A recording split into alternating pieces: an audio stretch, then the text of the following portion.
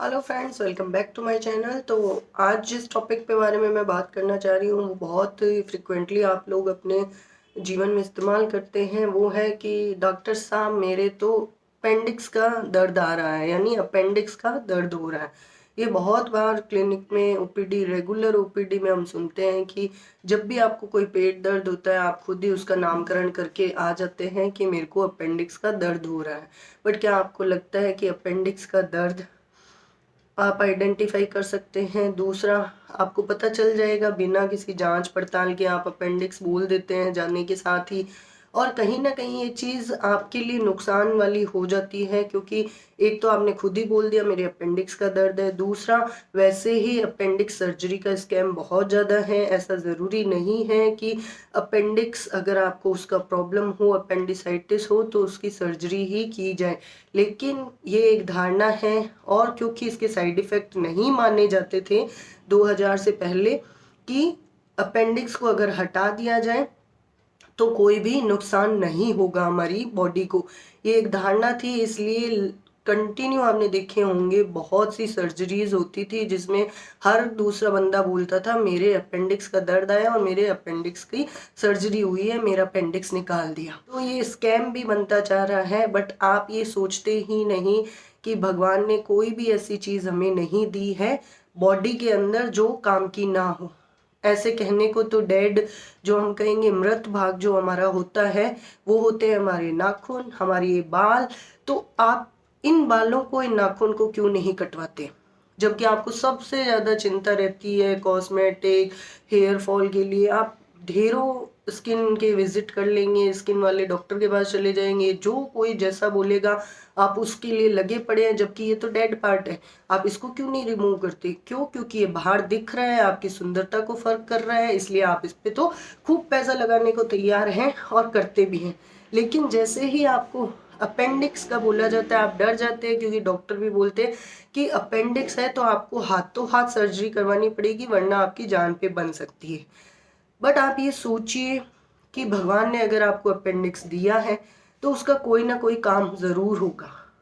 जैसे ये dead part है हमारे, फिर भी इनका हमारी सुंदरता को लेके कुछ ना कुछ रोल है। तो अपेंडिक्स, गॉल ब्लैडर, ये जो चीज़ें हैं इनको आप यूं ही रिमूव करवा रहे हैं जा जा के सर्जन के पास।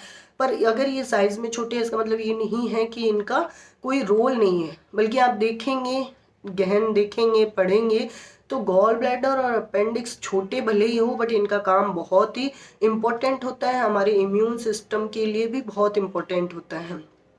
चीज़ छोटी है पर काम बड़ा है। तो इस छोटे भले ही हो बट इनके जो काम है वो हमारी बॉडी में बहुत इम्पोर्टेंट है।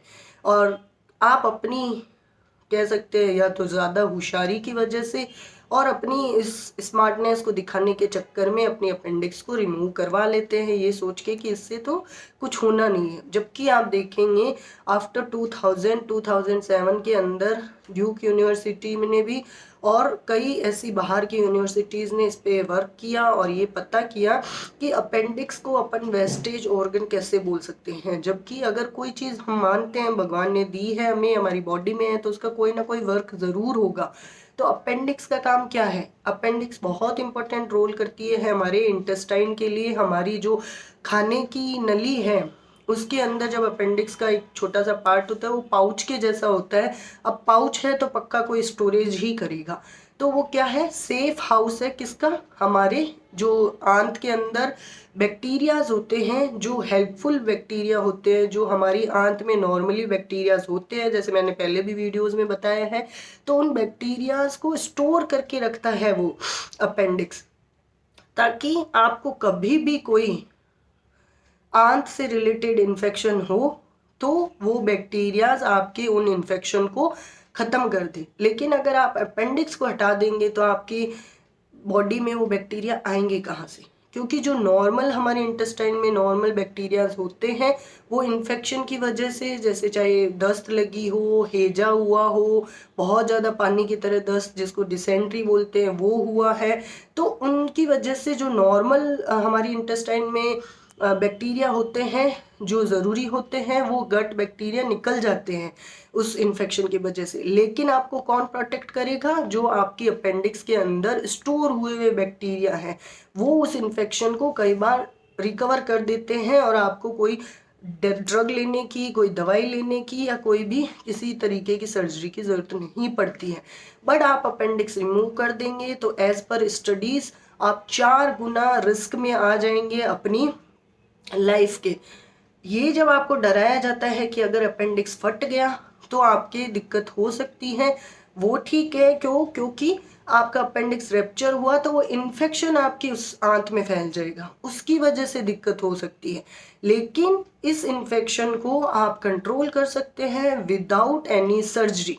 आपने कई बार देखा होगा, आप सर्जरी के लिए बोलते हैं, जिनके पास सर्जरी की डेट्स नहीं होती हैं वो आपको नॉर्मल एंटीबायोटिक दे के भी आपको बोलते हैं 7 दिन में या 8 दिन के बाद में हम आपका सर्जरी करेंगे। तो आप देखेंगे एंटीबायोटिक से भी कवर कर जाता है। लेकिन क्योंकि आप उस टाइम में घबरा जाते हैं, आपको ये बोल दिया जाता है कि आपकी जान पे आ सकती है, तो आप उसको रिमूव करवाने पे आ जाते हैं। जबकि आप देखिए WHO का जो सर्वे है उसके अंदर ये बताया है कि जो दस्त होता है, डायरिया, वो 4th कॉज है, सबसे मेन वर्ल्ड वाइड पूरे विश्व में डेथ्स होने का, मृत्यु होने का 4था सबसे बड़ा कारण है डायरिया। अब डायरिया अगर आपका अपेंडिक्स है आपके, तो वो डायरिया आपको कई बार आपने देखा होगा दस्त लगती है, बिना दवाई के भी ठीक हो जाता है।